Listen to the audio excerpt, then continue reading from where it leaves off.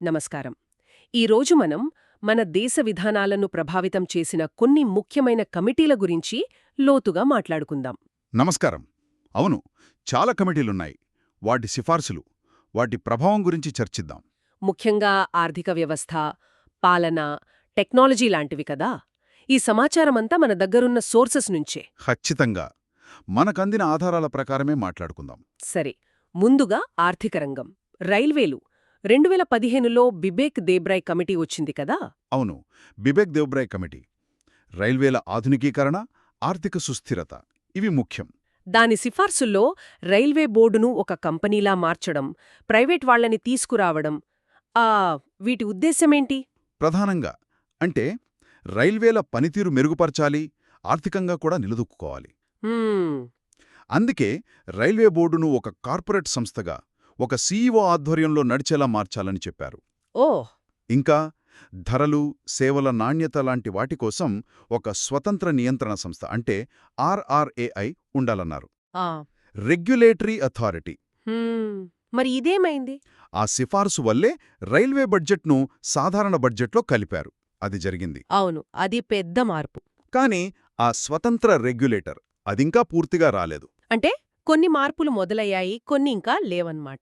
సరే, మరి బ్యాంకింగ్, మొండి బకాయిలు అంటే ఎన్పిఏలు, దానికోసం సునీల్ మెహతా కమిటీ 2018లో. ప్రాజెక్ట్ సశక్త్. అవును, ఇది ఎన్పిఏ సమస్యను పరిష్కరించడానికి ఒక 5 అంచెల పద్ధతిని చెప్పింది. 5 అంచెలా? ఎలాగది?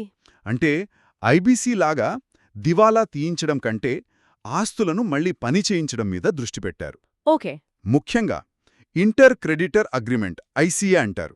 అది చాలా కీలకం. ఐసీఏ? అవును. ఒకే అప్పు తీసుకున్న వ్యక్తికి చాలా బ్యాంకులు అప్పిస్తే ఆ బ్యాంకులన్నీ కలిసి త్వరగా ఒక నిర్ణయానికి రావచ్చు. చిన్న అప్పులు బ్యాంకులు చూసుకోవడం, మధ్యస్థాయివి ఐసీఏ ద్వారా, మరీ పెద్దవి ఏఎంసీఐఎఫ్ లాంటి వాటి ద్వారా పరిష్కరించాలని సూచించారు. ఆసక్తికరంగా ఉంది.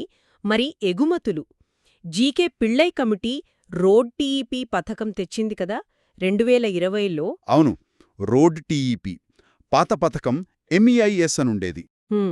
అది డబ్ల్యూటీఓ రూల్స్కి వ్యతిరేకమని తేలింది. అందుకే దానికి బదులుగా ఇది తెచ్చారు. డబ్ల్యూటీఓకి అనుగుణంగా ఉంటుంది. దీని స్పెషాలిటీ ఏంటి? ముఖ్యంగా ఎగుమతి వస్తువుల తయారీలో చెల్లించిన పన్నులుంటాయి కదా, మండీ పన్ను, డీజిల్ మీద వ్యాట్ లాంటివి. అవును. వాటిని ఎగుమతిదారులకు తిరిగిచ్చేయడం. అప్పుడు మన వస్తువులు అంతర్జాతీయంగా పోటీ పడగలవు. అర్థమైంది. అలాగే అరుణ్ గోయల్ కమిటీ మూలధన వస్తువుల రంగం గురించి 2020లో, ఇది ఆత్మనిర్భర్ భారత్కి సంబంధించిందా? ఖచ్చితంగా. టెక్నాలజీ డెవలప్మెంట్, పిఎల్ఐ స్కీమ్స్తో లింక్ చేయడం, ట్యాక్సులు సులభతరం చేయడం, ఇవన్నీ దేశీయంగా తయారీని పెంచడానికే. ప్రపంచంతో పోటీ పడాలి కదా. నిజమే. ఇక పరిపాలనా చట్టాలు, data privacy, justice BN Srikrishna committee 2018. ఇది చాలా ముఖ్యం కదా ఇప్పుడు. అత్యంత ముఖ్యం. సుప్రీంకోర్టు ప్రైవసీని ప్రాథమిక హక్కు అన్న తర్వాత అవును, మన దేశంలో మొట్టమొదట డేటా రక్షణ చట్టం, ఆ ముసాయిదాని ఈ కమిటీయే తయారుచేసింది. ఏమేం చెప్పారిందులో? వ్యక్తిగత డేటా అంటే ఏంటి, దాన్ని ఎలా వాడాలి, మన పర్మిషన్ లేకుండా వాడకూడదు, డేటాని ఇండియాలోనే పెట్టాలా, డేటా లోకలైజేషన్, ఫిర్యాదుల కోసం ఒక డేటా ప్రొటెక్షన్ అథారిటీ డిపిఏ, ఇలా చాలా విషయాలు. దీని ఆధారంగానే మొన్న 2023లో digital personal data protection act వచ్చింది. అంటే దీని ప్రభావం స్పష్టంగా కనిపిస్తోంది. మళ్లీ శ్రీకృష్ణగారే మధ్యవర్తిత్వం, ఆర్బిట్రేషన్ పైన కూడా పనిచేశారు కదా 2017లో. అవును, చేశారు. భారతదేశాన్ని ఒక గ్లోబల్ ఆర్బిట్రేషన్ హబ్ చేయాలనేది లక్ష్యము. అంటే కోట్ల బయట గొడవలు సెటిల్ చేసుకోవడం. సరిగ్గా అదే. వ్యాపార వివాదాలు కోర్టుదాకా వెళ్లకుండా త్వరగా, తక్కువ ఖర్చుతో పరిష్కరించుకోవాలి. దానికోసం ప్రత్యేక కౌన్సిల్, ఏపీసీఐ, కోర్టుల్లో స్పెషల్ బెంచ్లు ఇలా సూచించారు. ఇది ఎంతవరకు అమలైంది? దీని అమలు ఇంకా పూర్తిస్థాయిలో జరగలేదు. కొన్ని అడుగులు పడ్డాయి అంతే. సరే, వ్యవసాయం, రమేష్ చంద్ కమిటీ, దీని సిఫార్సులు కూడా పెద్ద చర్చయ్యాయి. నిజమే. ఏపీఎంసీ చట్టాల సంస్కరణ, దేశమంతా ఒకే మార్కెట్, కాంట్రాక్ట్ ఫార్మింగ్, ఇవన్నీ. ఎంఎస్పీ గురించి కూడా కదా. అవును, ఎంఎస్పీ విధానంలో మార్పులు కూడా సూచించారు. 2020 వ్యవసాయ చట్టాల్లో కొన్ని అంశాలు ఇక్కడి నుంచే ప్రేరణ పొందాయి. కానీ ఆ చట్టాల తర్వాత రద్దయ్యాయి. అయినా రాష్ట్రాల స్థాయిలో వ్యవసాయ మార్కెట్లలో మార్పులు అవసరం అనే చర్చకు ఈ సిఫారసులు ఇప్పటికే కీలకం. ఇక సినిమాలు. శ్యామ్ బెనెగల్ కమిటీ 2016 సెన్సార్షిప్ గురించి. ఆ ఇది కూడా ఆసక్తికరమైనది. సిబిఎఫ్సిని కత్తెరవేసే సంస్థగా కాకుండా కేవలం సర్టిఫికెట్లిచ్చే సంస్థగా మార్చాలన్నారు. రేటింగ్స్ ఇవ్వడంలాగా. అవును, వయసును బట్టి రేటింగ్స్ ఇవ్వాలి. యుఏతో పాటు UA12+, UA15+ లాంటి కొత్తవి కూడా. అంటే కళాత్మక స్వేచ్ఛ, సామాజిక బాధ్యత రెండిటి మధ్య బ్యాలెన్స్ అన్నమాట. బావుంది. చివరిగా technology, media, banking, cyber security G. Gopalakrishna committee 2010-11లో. ఇది చాలా ముఖ్యం. ఆన్లైన్ బ్యాంకింగ్ అప్పుడప్పుడే పెరుగుతున్న రోజుల్లో వచ్చింది. ఏం చెప్పింది ఈ కమిటీ?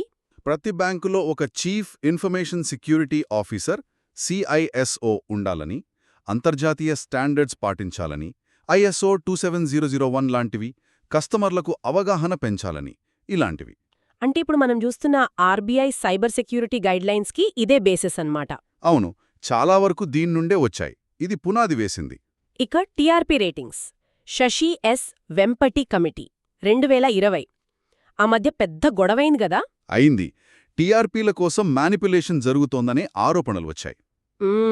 అందుకే ఈ కమిటీ రేటింగ్స్ ఇచ్చే BARC పనితీరులో పారదర్శకత పెంచాలి, సర్వే చేసే ఇళ్ల సంఖ్య అంటే శాంపుల్ సైజ్ బాగా పెంచాలి, టెక్నాలజీ వాడి మనుషుల ప్రమేయం తగ్గించాలి అని సూచించింది. అంటే నమ్మకమైన రేటింగ్స్ రావాలని. ఖచ్చితంగా. ప్రేక్షకులు నిజంగా ఏం చూస్తున్నారో తెలియాలి కదా.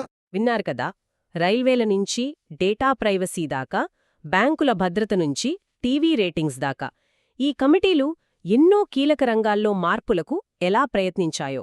అవును, కొన్ని సిఫార్సులు పూర్తిగా అమలయ్యాయి, కొన్ని సగం సగం, మరికొన్నింకా చర్చల్లోనే ఉన్నాయి. నిజమే. ఈ నివేదికలు కేవలం కాగితాలు కాదు, మన దేశం ముందున్న సవాళ్లు, అవకాశాలు, వాటిని అర్థం చేసుకోవడానికి, భవిష్యత్ ప్రణాళికలకు ఇవి చాలా ముఖ్యం. అవునవును, కీలకమైన డాక్యుమెంట్స్ ఇవి. ఆలోచించాల్సిన విషయమేంటంటే, నిపుణులు ఇంత కష్టపడి సిఫార్సులు చేయటం ఒక ఎత్తు, కానీ వాటిని క్షేత్రస్థాయిలో అంటే నిజంగా జనాలకు ఉపయోగపడేలా, అనుకున్న ఫలితాలు వచ్చేలా అమలు చేయడంలో అసలైన సవాళ్లుంటాయి. ఆ అమల్లో ఉన్న ఇబ్బందుల గురించి కూడా మనం ఆలోచించాలి కదా.